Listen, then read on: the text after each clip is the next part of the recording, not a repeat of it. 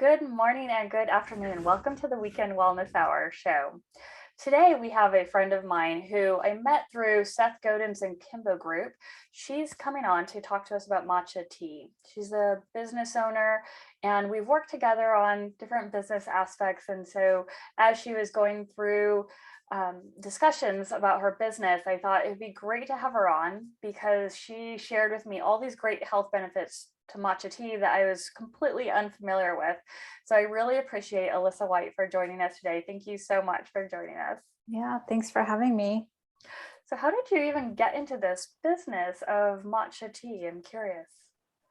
So we'd have to go back a ways. I was living and working in New York City. My career was in a completely different lane. I studied interactive media in graduate school, and I had a boutique agency and was doing client-based work for a number of years. And at that point, knew quite a bit about e-commerce and had a friend who was really into tea and showed me matcha green tea. I'd never seen it before. And he opened the tin and the green powder wafted out and it looked like pigment. I'd never seen anything like it. And he prepared a bowl of matcha for me. And that was it. It was, literally a life-changing moment. Wow. And I became really acquainted with the health benefits of it. And at that time, it was really hard to find in America, especially in English language. And I said, I'm going to be the one to do an all English language matcha tea and sell it using e-commerce. And so that's how I got started. Wow. And when was that? Was that a couple years ago or when was Good that? number of years back. Oh, really? Oh, wow. I didn't know that. Yeah. That's incredible. And you've had stores as well, or is it just online right now? So matchasource.com is the core business, and that's where people can find our products. I have done some retail. I did a few pop-up shops, one in LA, one in New York. The New York one was, again, this going back a number of years, but we went for 2 weeks and we wound up staying for 2 months. So we had a really good experience there, being on Crosby Street, if you know the city at all, and a lot of fun with that. Later did the detox market here in Venice Beach in Los Angeles, and then later turned that into Matcha Box Los Angeles, which was a retail shop and cafe in West Hollywood. That's impressive. So for those who kind of are in the same experience that you are when your friend showed you matcha tea, what is it? If you can go through that. So for people who don't know, matcha tea is powdered green tea from Japan. So it's the whole leaf that's been shade covered at the end of harvest. And that increases the chlorophyll content and changes the nutritional and flavor profile of the leaf. And the leaves are hand-picked, steamed, air-dried, and stone ground. So there's a lot of cultivation involved in the final creation of matcha tea. Interesting. And because it's done this way and then the powder is the whole entire leaf, I assume there's a different flavor profile?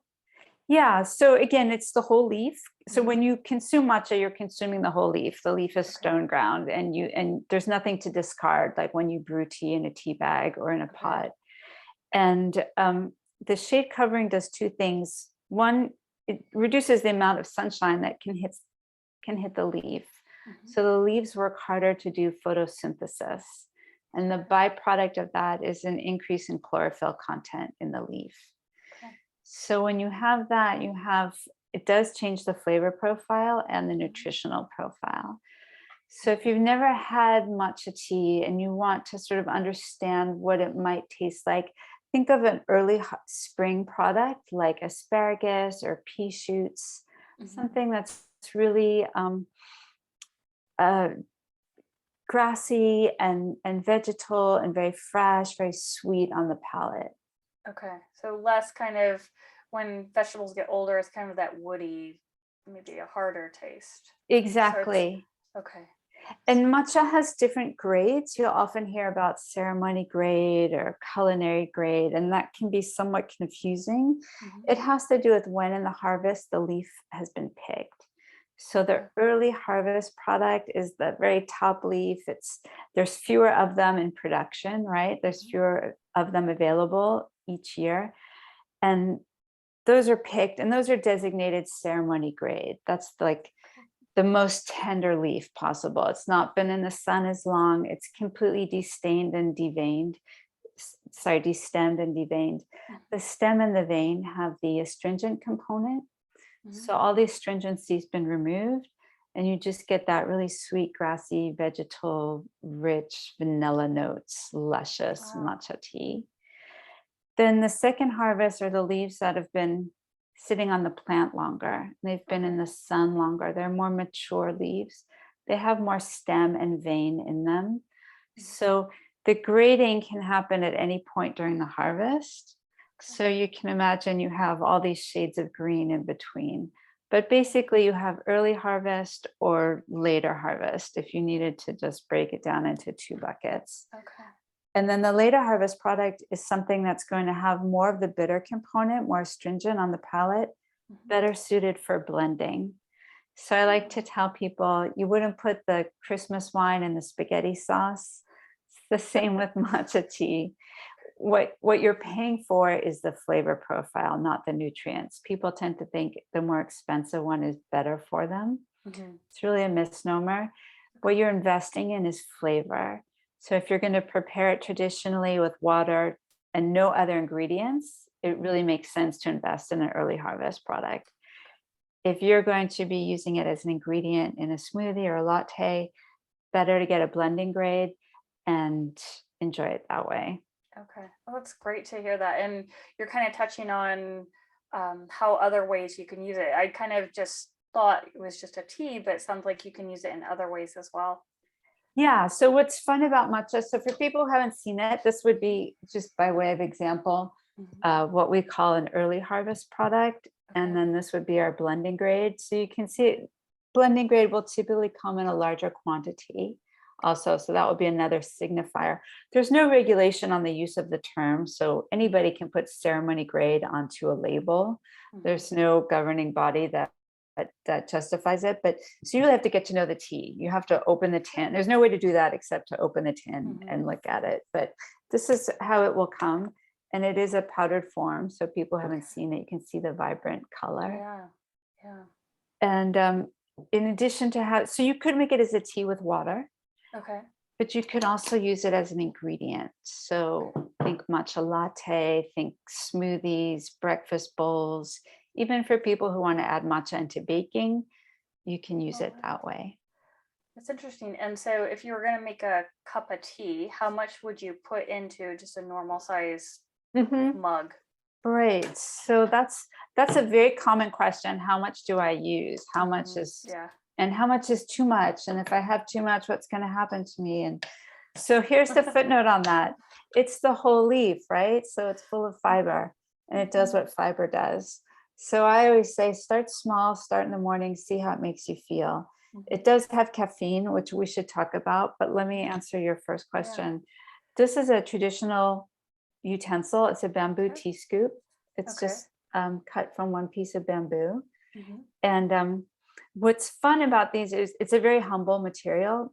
They're not expensive, but matcha is the tea from tea ceremony. So it's traditionally associated with the Japanese art of tea ceremony. And tea masters will have a tea scoop and they'll have it for decades.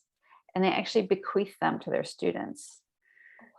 So yeah, it's a really humble object, but it becomes imbued with all this meaning just by having been used in a certain context and used by certain people. So that's a fun thing to think about. Just the idea of like objects having meaning and not being so readily discarded, that you might have one of these your whole life and leave it for somebody, right? It's huge, right? That you make tea with it every day and you're going to leave it for somebody. So this is the end that you can see the tip here. And it's about the size of an almond. And so we say 2 almond-shaped tea scoops for 1 serving. Okay. So I would say that looks like this. Okay. Can you see what? I hope that reads on camera. 2 like that. And then there's the question of the quantity of water. Traditionally, it's 3 ounces. It's like a short pour. And the reason for that is traditionally use a bamboo whisk in a bowl and it creates a frothy texture. Okay. And you want to have that froth with each sip. So you want the heat and the texture to be consistent throughout the whole experience. So it's sort of a short and quick 1, 2, 3, hit it and quit it, and you're done. Okay. But that's traditional. Mm-hmm. One need not be traditional. Put as much water as you like. You can put up to 8 ounces or more. You can use more matcha powder, but I think that's just a good rule of thumb is the 2 almond shaped tea scoops and 3 to 8 ounces of water. Okay.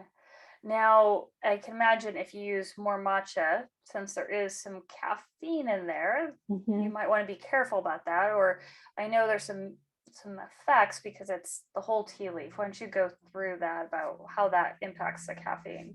Yeah. So people often ask, is it caffeinated? Or, people have a lot of concerns and hesitation about caffeine, which I understand. So because matcha is a whole food, it's not an extract. The caffeine is slow release in the body because it is combined with the fiber. And it's also the other ingredient, the key ingredient in matcha tea that we talk about is L-theanine, which is an amino acid that induces alpha waves in the brain. It's the component that that we say is naturally mood enhancing, that makes you calm and focused. So what you have is the slow release of the caffeine, which is energizing, and it's mellowed by the theanine, which is calming. And all of this happens over an arc of several hours. So it's not like coffee or sugar where you might get an immediate rush and then a crash, or coffee, which might make you have the jitters. This is just a slow release of sustained energy. It helps with concentration and focus. And that is the effect of the caffeine plus the theanine combined with the slow release because of the fiber. And part of the lore of the tea is monks used it to help them meditate because it kept them calm and alert. Interesting. So in a traditional, maybe cultural sense, is this tea drunk even into middays, since the effects of the caffeine aren't quite as strong and it wouldn't impact sleep? Or is this only a morning tea? So that's a good question. And my answer is, from just talking with people, talking with customers, it's very subjective. Some people say they can only have it in the morning, and some people tell me they can drink it all day long. And in fact, it helps improve their sleep. Somehow it regulates their nervous system or their hormones, and it actually helps. So everybody's so different where they are in their body and what's happening in their body and what they're experiencing. And that's why I say start slow, start in the morning, take it with a lot of water, pay attention to how your body feels. And then if it feels good, have a second cup. A lot of people tell me they actually like to have matcha in the afternoon. It's their afternoon between dinner, tide me over, between lunch, tide me over till dinner beverage. It's just, instead of having a coffee latte, which is full of milk and espresso, maybe not the best thing in the afternoon, especially. Having a matcha tea just curbs your appetite and just gives you that boost until you have your next meal. That's amazing. And so since you mentioned that, you can have it as a tea, you want the fresher leaves for that part, and then you have the second harvest leaves. So what are some of the health benefits? So if I'm putting this in a smoothie, why would I want to do that? What are some of the health benefits to actually having the powder and the leaves? Yeah. So when we talk about matcha tea health benefits, the first thing we always talk about are the antioxidants, right? That it's renowned in terms of the content and quality of the antioxidants. And it includes something called EGCG, which is found only in green tea. This often comes up in terms of boosting immunity and also anti-cancer diets. So you think of like nutrition as being a preventative measure that we all have access to. Well, hopefully we all have access to good food and good nutrition, and it's not inexpensive, so there's that. But if we just think about choices that we can make in our life, nutrition is one of them, and that matcha is one of the best, most nutritious things that you can consume. So when you talk about building immunity, mental clarity, preventing diabetes. I don't want to just make a claim and say this is going to prevent all of these like aging diseases, but if you start to study the literature and read about antioxidants and read about the power of green tea, it just comes up over and over and over again. So we talk about the health benefits of the antioxidants. Chlorophyll, which is a natural detox, it helps to remove heavy metals from the body. The theanine, which is good for concentration. It's also a metabolic boost. Again, I'm not telling you drink this, you're going to lose 5 pounds, but you're not going to gain 5 pounds. It's just the language they use is it increases the rate of thermogenesis, which is your body's own metabolic rate. So that's sort of the suite of health benefits we talk about. Boosts immune function, boosts mental clarity. It's energizing for the body. It's a detox, and it helps with weight loss.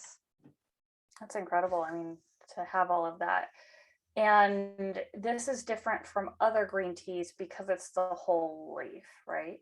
Right. So what makes matcha as opposed to just green tea? And and there's green tea powder, and there's green tea, and there's matcha tea. So when I say matcha tea, I'm talking about shade covered green tea powder from Japan. All of our products are product of Japan. They've all been shade covered at the end of harvest. So the only difference between the products is when in the harvest the leaf was picked, right? But they're all cultivated the same way in terms of the shade covering. And it's the shade covering that's really key for creating that nutritional profile. You can get powdered green tea from Japan or powdered green tea from other countries, say China. Okay. That's not matcha. It hasn't been shade covered. Interesting. So is it only called matcha when it comes from Japan, has been shade covered, and it's this specific tea leaf? That's when I say matcha tea. But again, it's not a regulated industry. So you could find product on the grocery shelf that says matcha. And if you read the ingredients, it might say something like powdered green tea. Got it. Or it might say product of China. And they might have shade covered. They absolutely do have shade covered powdered green tea from China. So you have to read the label. You have to sort of become familiar with how it's sourced and who your providers are. Okay, so that really does matter. So be careful where you, do some research into it. And the thing is, all green tea is full of nutrients. Green tea is good for you. Bottom line, right? Green tea is good for you. Yeah. And the green teas of China and the green teas of Japan are post-production cultivated in very different ways, and they have very different flavor profiles. So in China, we say that they are pan-fired, and in Japan, the leaves are steamed. So you can sort of imagine like taking a wet leaf and steaming it versus putting it into a pan fire and dehydrating it. They're going to have different flavors.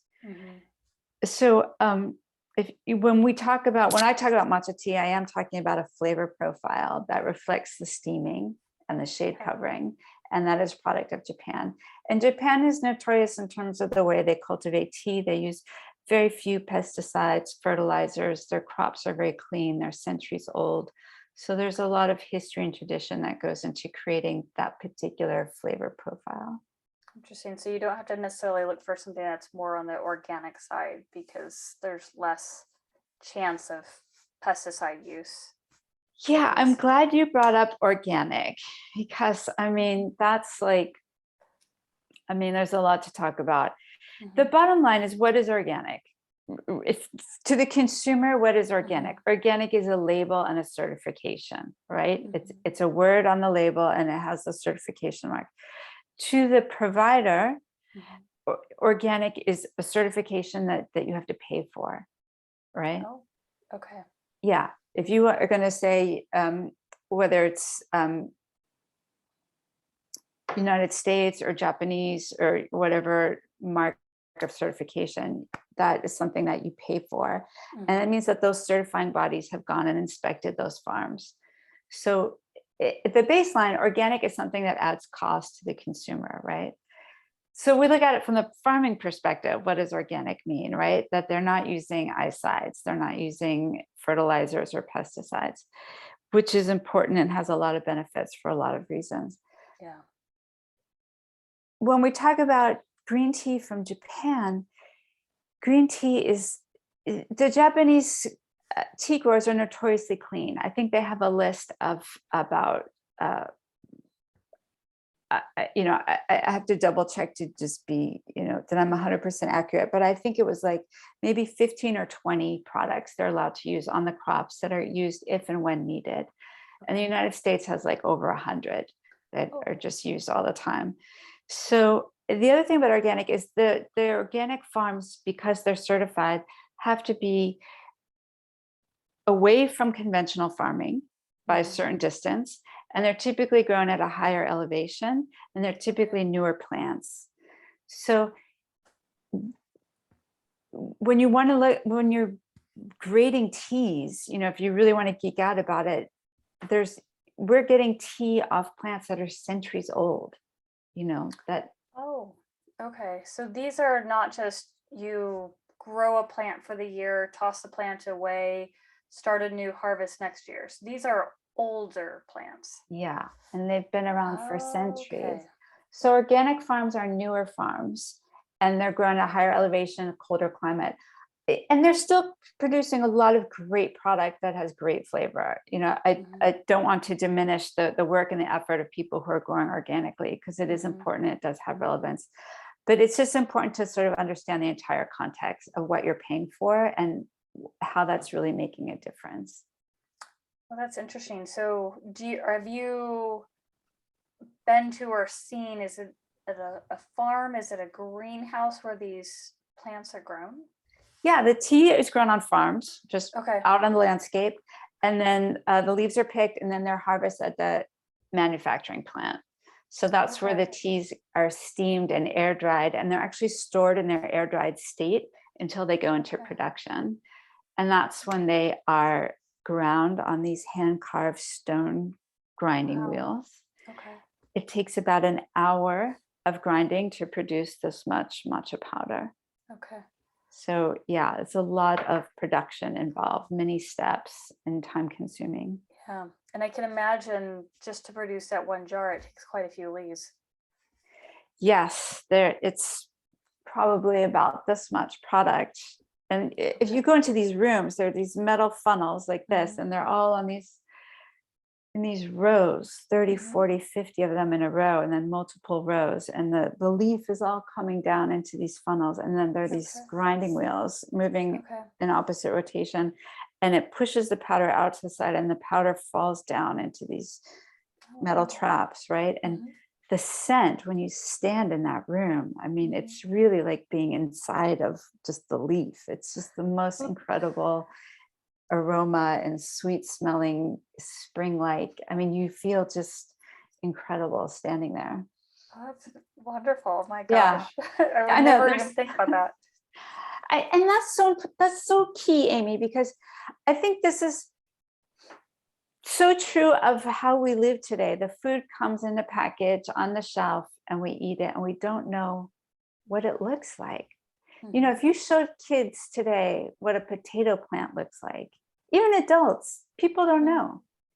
No. It's a tall, green, leafy thing like this, So we're so unacquainted with where our food comes from and what it looks like in the ground and what the soil looks like and all the work that goes into producing something that, we buy in a minute and consume in a minute. And yeah.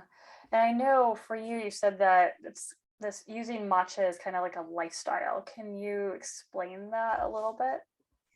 Yeah, it depends how far you want to take it, like anything else, but for somebody who wants to, have a tea moment, it's typically made in a tea bowl. All the matcha bowls are different. They have different weight and heaviness, but like this whole idea of just feeling the bowl. How does it feel in your hands? The rim of the bowl. How does it feel in your mouth? Being able to handle it like this, barely touching the foot and barely touching the top, so you can handle utensils when they're hot. Things like this bowl has a face. So if I was going to share it with you, I'd make sure the bowl was facing you, right? Like, there's so much that can be imbued and derived from the objects in terms of meaning. And then this is a bamboo whisk. This one has not been wet yet. You can see it's still coiled. Once I put it in water, it will unfurl. And so there's this moment, whisking, and it's like handling bamboo utensils, hearing the sound of the water and the tea, using the bamboo tea scoop to scoop the powder. It's just kind of sensual, it's grounding, it just helps you focus on the moment. And that can be a really soothing ritual. So you're having a crazy day, whatever, you just have your 5-minute matcha tea and it just anchors you. That soothes you. And do you typically drink it alone, or do you have food with it as well? Sure. Traditionally, people would have it with a sweet, a small treat, something small, just like a bite of something sweet. And then you kind of have the matcha tea to go with it. It goes wonderful with dark chocolate. If you're a dark chocolate person. I think it's a great accompaniment with a meal. It goes great with fish. And probably a lot of your people are vegans, but it just goes, you can have it with food. You can have it on its own. That's incredible. And I know you mentioned smoothies, but we also had talked about lattes as well, and you make it into a bowl with, you had some fruit as well, right? Yeah. So, matcha tea with water, right? That would kind of be like 1. 2, lattes. And we talk a lot about alt milks. And one that I've discovered that is my new all-time just favorite is hemp seeds. Like you can do almond milk and cashew milk. And if you make it at home, it can be easier, it can be messy. You can buy in a box, you have options. But the hemp seeds, you buy these raw shelled hemp seeds, right? You get them at Trader Joe's, again, in a package. Put it into a bullet blender. Yep. With a little bit of water, like 3 ounces. Throw a date in there, maybe half a banana, whatever you use for sweet. Add the matcha powder, hit the button, and it comes out milky and sweet, delicious. Nothing gets thrown away. And I mean, that hemp seed just makes such a delicious, nutritious milk. And it's so easy. It's just hit the button and go. And, if you portion it a little bit more on this side or that side, it's okay. It's just a very simple, you can put a little salt, a little cinnamon in it. So you can kind of tweak it however you like it. And it's just so good. So yeah, I like to talk about all the variables with the lattes, because I think it's important to remind people to experiment. There's a traditional way, but there's no right way. It's however you like to take it is the best way. That's incredible. Wow. So how, anything else that we didn't talk about related to matcha? Anything that we haven't talked about? We talked about the different grades. I mean, I think that's the biggest hurdle is people go, there's this then when people see there are options, they think the more expensive one is better for them. So it's actually really interesting is the early harvest product is higher in the theanine. The L-theanine is going to be higher because the leaves have been destemmed and deveined. And a lot of the antioxidants are actually stored in the vein. So if you go for a later harvest product, it's a bit splitting hairs, but it actually has more of the antioxidants. It's going to be a bit more bitter and astringent on the palate. So I say, get to know the tea, find the way that you like it. If you like it with water, if you like it in a latte, if you want to mix it in yogurt or in tahini and spread it on something, it goes hot, cold, sweet, and savory. Yeah. So I just think the most important thing is just experiment, try something new, have fun. And sounds get amazing. into it. That's wonderful. So can you share with us, so your company, your business, Matcha Source, website is matchasource.com? Yep. Everybody can come to matchasource.com. We have matcha in 4 price points. We sell it in bulk for your cafe and smoothie shop and power users. We do have a buyer's guide, which illustrates the whole concept of early harvest versus late harvest and which product might be better suited to your palate. We have a whole bunch of recipes with vegan options. And we also have gift sets and subscriptions. Oh, it's wonderful. You have it all. Well, I really appreciate you coming on and sharing this. I had no idea about matcha at all. And so I'm very appreciative of it. And thank you. Yeah, Yeah, I'm excited to try some with you, maybe one day in Yeah. person, Yes. and get your feedback on how it makes you feel, because I know you're caffeine sensitive. So it would be, I'm just curious, as somebody who is caffeine sensitive, would you even be willing or curious to try matcha? I would, but it would be very early in the day.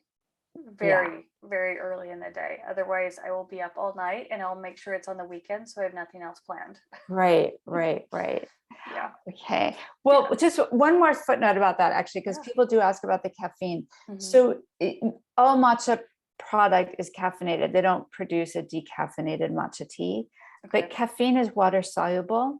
So Mhm. for example, if you had a green tea bag and you brewed it for 30 seconds and discarded the first brew, the second brew is going to be like 99% decaffeinated, Oh, because the okay. caffeine will have come out.